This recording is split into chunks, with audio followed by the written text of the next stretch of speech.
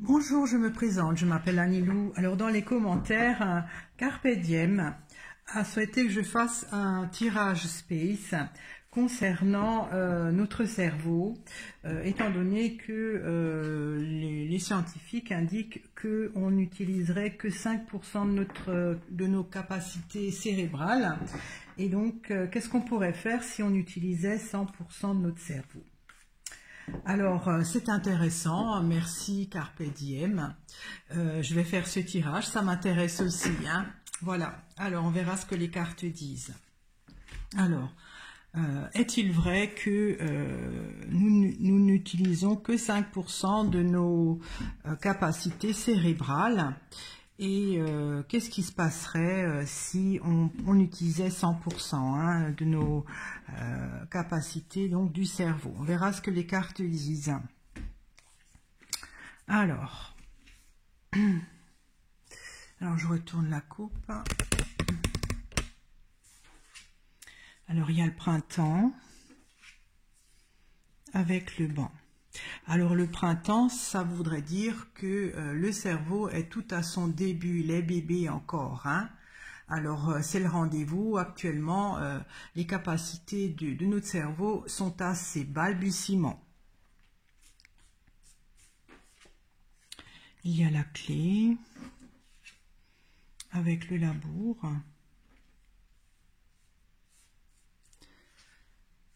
Il y a le nuage avec la mer. Il y a le cimetière. Il y a le livre. Alors, pourquoi utilise-t-on qu'une partie de nos capacités cérébrales? Donc, le cerveau, c'est vrai qu'il est destiné à grandir, question capacité. La solution serait d'y travailler. Alors, il y a des difficultés peut-être à le faire évoluer. Alors là, ça parle de la relation à la mer. Peut-être que c'est génétique. Et là, il y a une loi physique peut-être, hein, ou voilà, liée à la fin de quelque chose. Alors, je vais éclaircir la clé. Il y a la coccinelle. J'éclaircis encore la coccinelle avec les allées.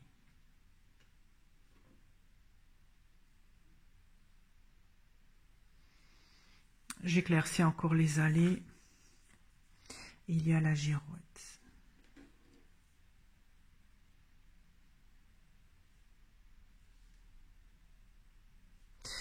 Je vais éclaircir le labour. Il y a le taureau. J'éclaircis le taureau. Il y a les corbeaux.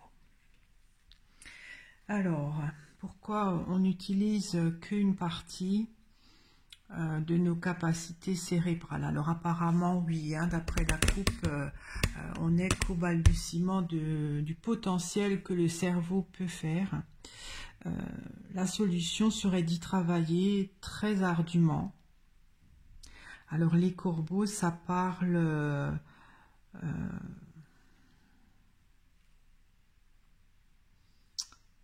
il y a quand même des choses encore à évacuer dans le cerveau. Parce que les corbeaux, c'est pas très efficace pour le développement. Donc la solution serait d'avoir une chance.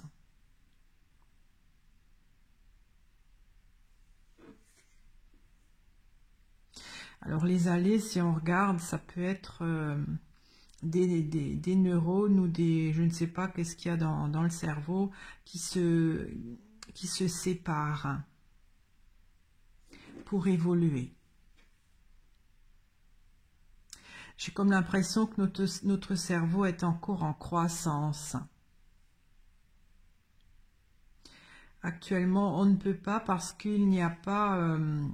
c'est comme s'il devrait avoir des excroissances et que pour le moment, c'est pas encore possible parce qu'il y a un côté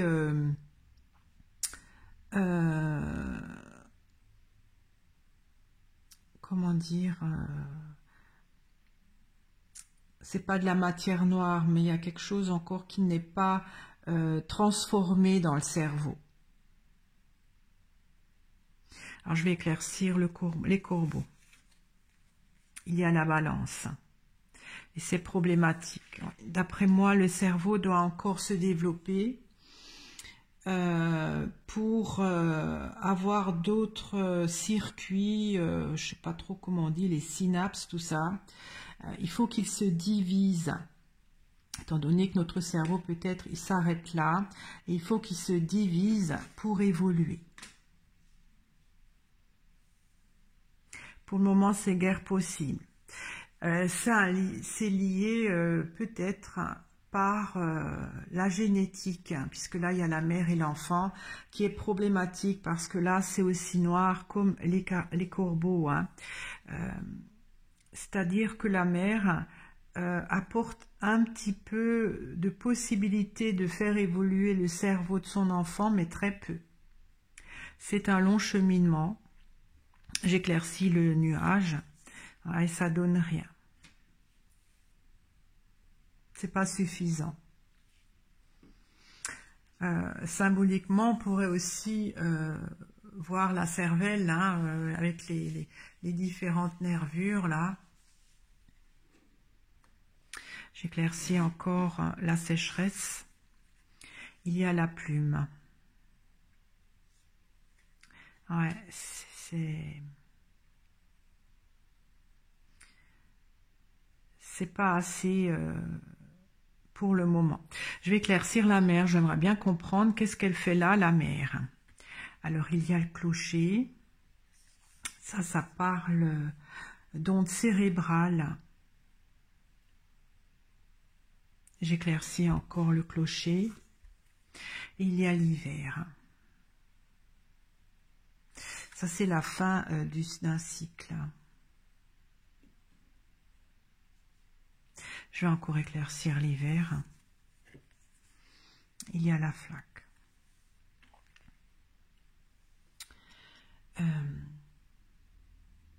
Quelque part, la mère transmet son patrimoine d'ondes cérébrales, génétiques,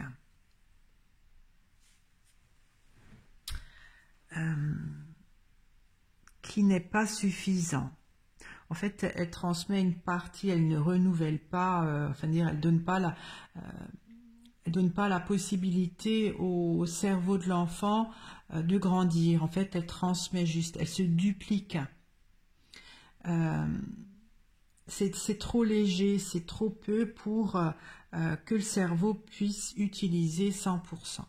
D'après moi, le cerveau va pas grandir, va pas évoluer au fil des générations. Ce sera différent. Parce qu'il y a une loi là, une loi physique concernant donc reliée à la mort peut-être ou à la fin de quelque chose. Alors je vais éclaircir le cimetière. Il y a le bourgeon, donc un renouveau. J'éclaircis le bourgeon et il y a la toile.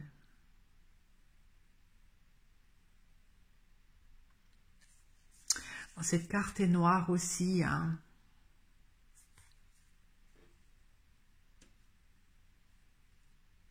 Bon, symboliquement, ça pourrait représenter la toile qui est tissée par l'araignée qui grandit, hein, donc comme le cerveau grandit.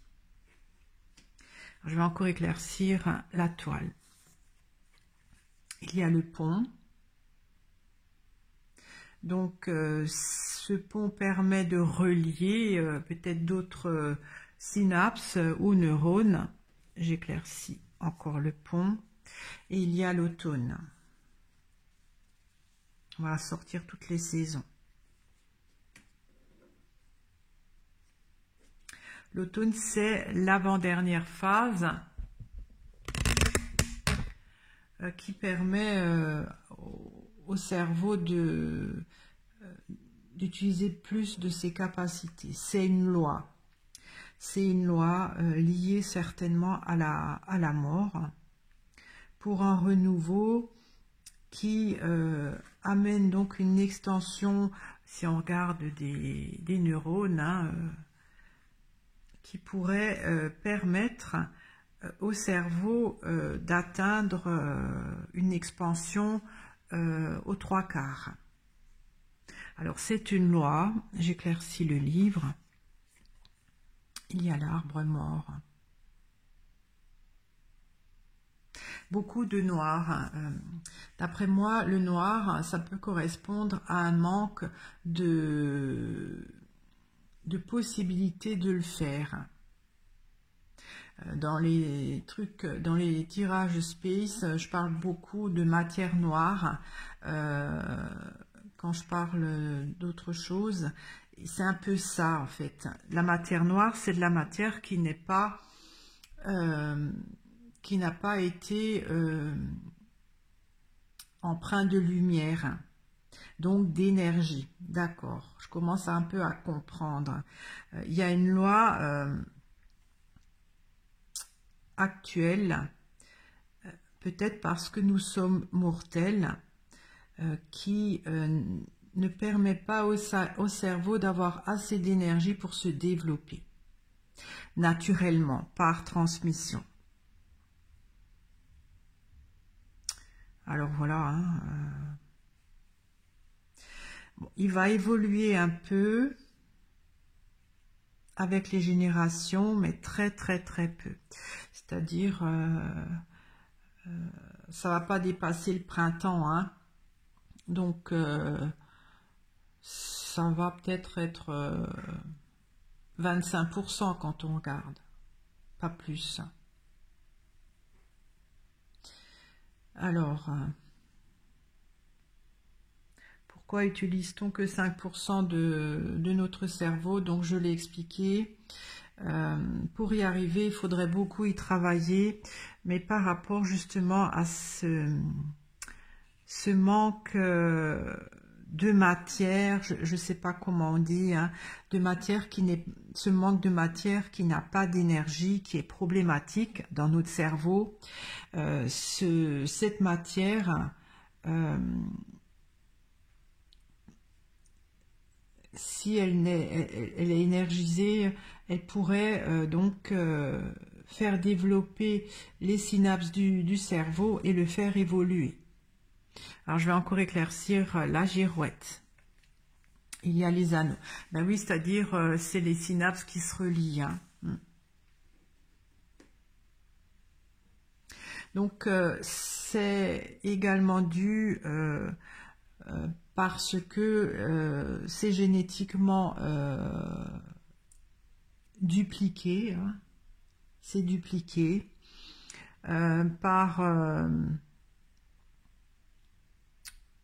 les ondes cérébrales sont dupliquées, sont transmises à l'enfant telles quelles, c'est-à-dire, voilà, parce qu'il y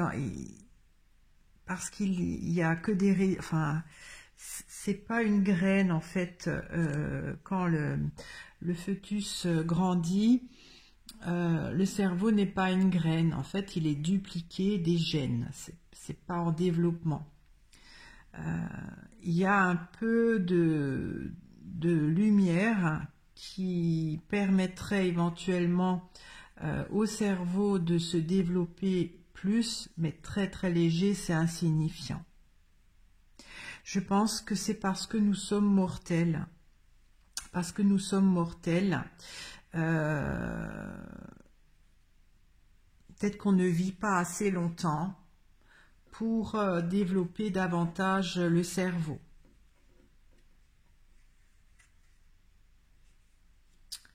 Alors peut-être si on vit longtemps, plus longtemps, peut-être qu'il pourrait y avoir un début de plus de capacité. La toile qui représente les neurones qui se connectent grandirait et ça pourrait atteindre donc les 3/4 du potentiel, donc 75%. Voilà, je ne sais pas si j'ai pu répondre entièrement à votre question Carpe Diem, mais j'ai pas l'impression que un jour on pourra exploiter notre cerveau à 100%.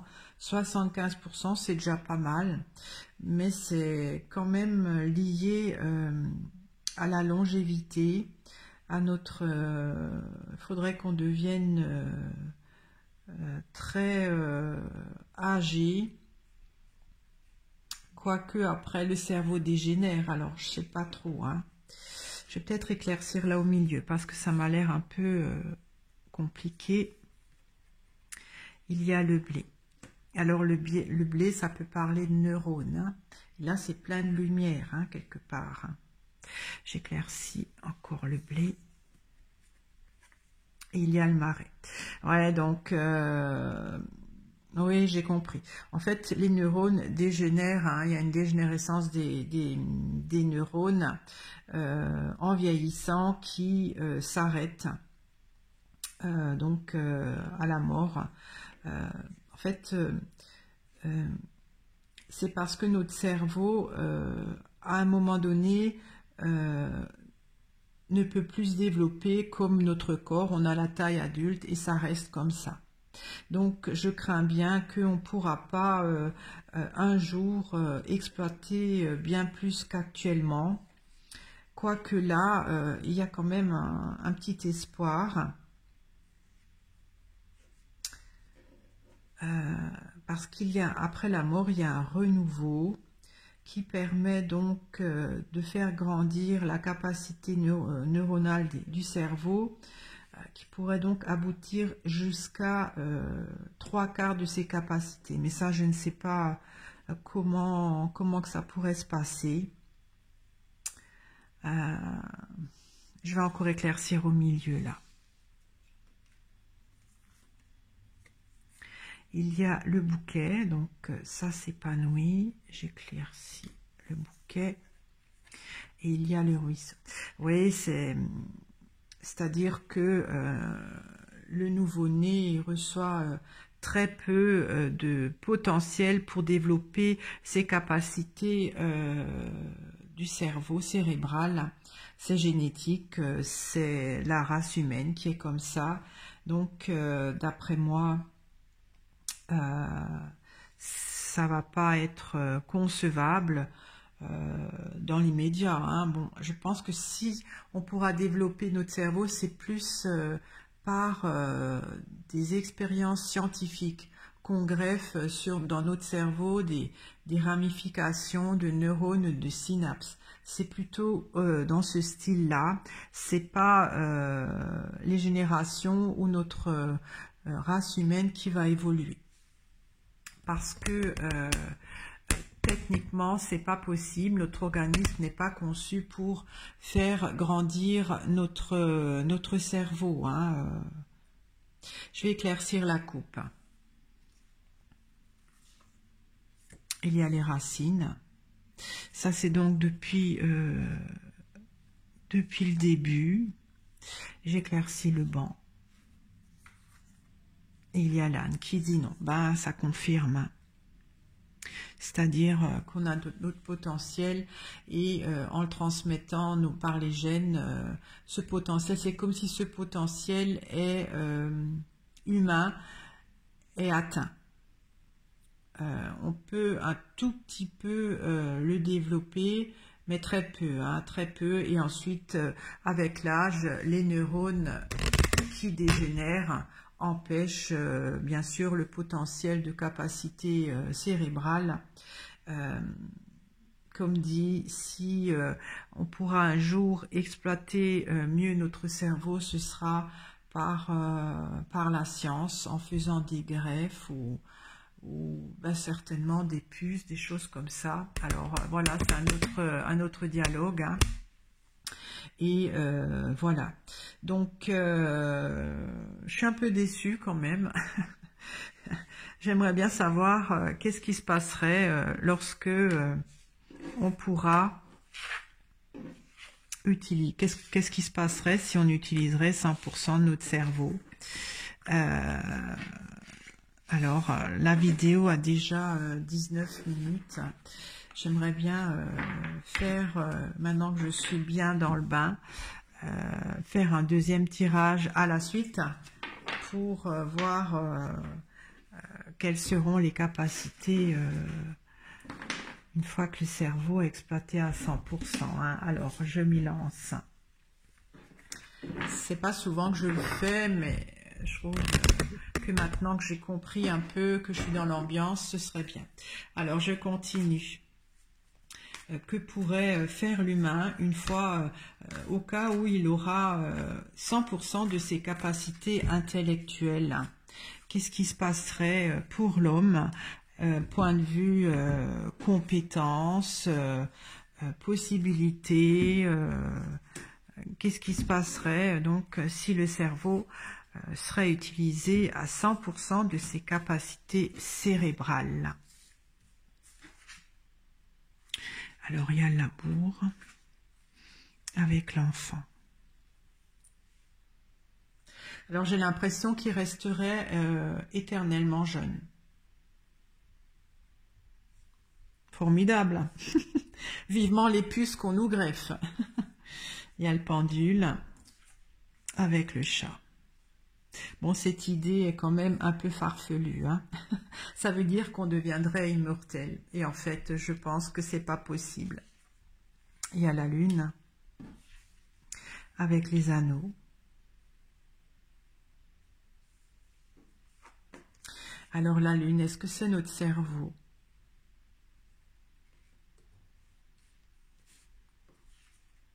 Il y a l'ouverture avec la médaille. Alors, qu'est-ce qui se passerait si l'humain utilise 100% de ses capacités?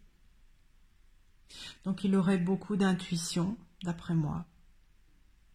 Mais cette intuition lui serait néfaste. Il y aurait une alliance avec son cerveau, je pense. Et il y a...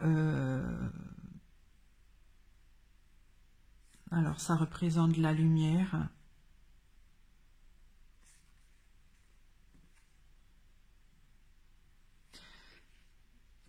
Ça, je ne sais pas encore. Alors, je vais éclaircir le pendule. Il y a le château, ça c'est le corps. Hein. Je crois qu'on sentirait tout notre corps. On sentirait l'intérieur de tout notre corps, mais ce ne serait pas une bonne chose avec le chat. Alors, je vais éclaircir le chat. Il y a la croix. On serait plus, on passerait dans un autre système. On sera plus humain quelque part. Je vais encore éclaircir la croix. Il y a la pensée. Tout sera transmis par la pensée en fait. On sera,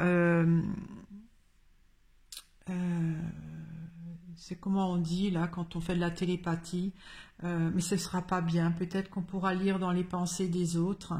On sentira tout l'intérieur de notre corps. Ça peut emmener des angoisses aussi, ça. Hein. Je vais éclaircir le château. Il y a la femme.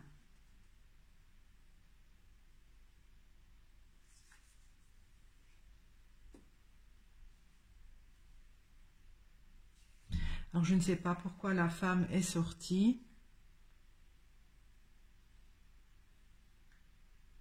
J'éclaircis encore la femme. Oh là là, et il y a le père. En fait, c'est tous les humains. Le père, l'enfant. Donc, tous les humains sentiraient tout leur corps, mais on ne sera plus comme maintenant.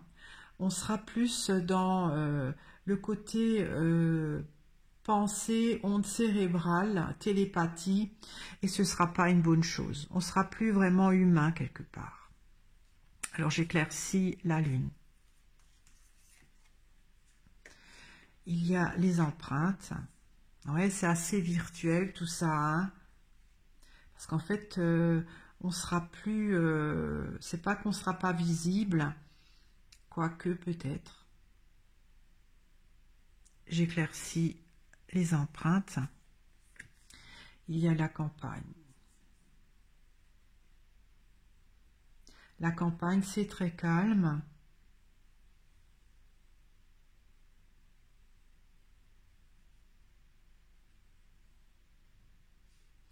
Disons, notre cerveau serait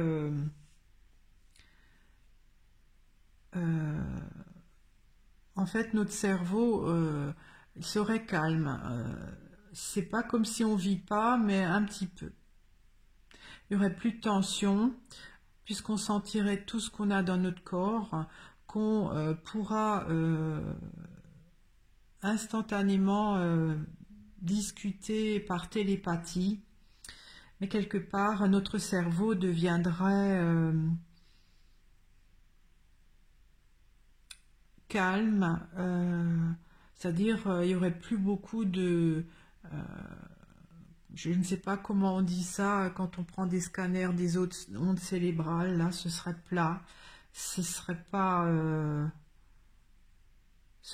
très bien, je trouve. Alors il y a les anneaux, donc ça pourrait représenter les synapses qui sont rejoints. Il y a la chapelle, avec une autre façon de penser.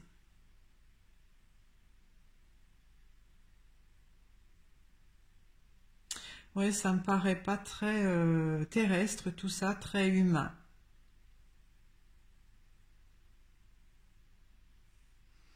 J'éclaircis encore la chapelle. Il y a les orties qui pourraient être irritants.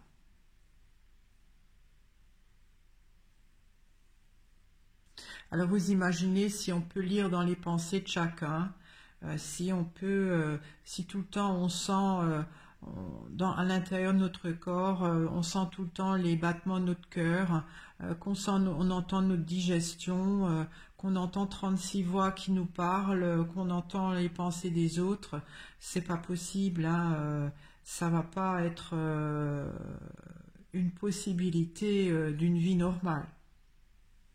J'éclaircis l'ouverture. Il y a le carrousel, donc une activité énergétique reconnue. Alors, j'éclaircis la médaille. Avec la barrière reconnue difficile. Ah oui, on aura plus une activité énergétique qui est plutôt propre, si on veut, au spirituel, au côté désincarné, qui pourrait être très difficile pour l'humain. Hein. L'humain n'est pas fait pour ça. Voilà, donc ce que je peux dire, je trouve que c'est bien qu'on ne puisse pas capter avoir toutes nos capacités cérébrales, sinon on serait un peu déshumanisé, un peu dématérialisé. Ce serait pas une bonne chose pour l'humain, parce que quelque part il deviendrait éternel, puisque si on peut gérer son corps, tout ça, c'est pas ce qui sera l'humain sera très intuitif, pourra anticiper, entendre tout le temps les pensées des autres et discuter, et dialoguer par pensée, c'est pas une activité humaine très épanouissante. Ça peut être même stressant. Et en fait, le cerveau, quelque part, se désintègre quand on voit puisque si c'est nous qui gérons notre circulation du sang, notre pression sanguine, quelque part, il y aurait donc des glandes qui s'occupent de ça dans notre cerveau, qui n'auront plus lieu d'être, hein, et quelque part, ça va amener un changement très irritant et pas facile pour l'humain. Voilà, donc 100% de nos capacités, on devient immortel, mais on n'est plus humain. Voilà, j'ai terminé. J'espère que ça vous a intéressé. Moi, j'ai trouvé ça très, très riche. Et donc, je vous remercie de m'avoir écouté. Si ça vous a plu, vous pouvez mettre un pouce bleu en l'air, hein, partager la vidéo, vous abonner si vous ne l'êtes pas encore, en activant la cloche pour avoir toutes mes notifications. À très vite. Au revoir.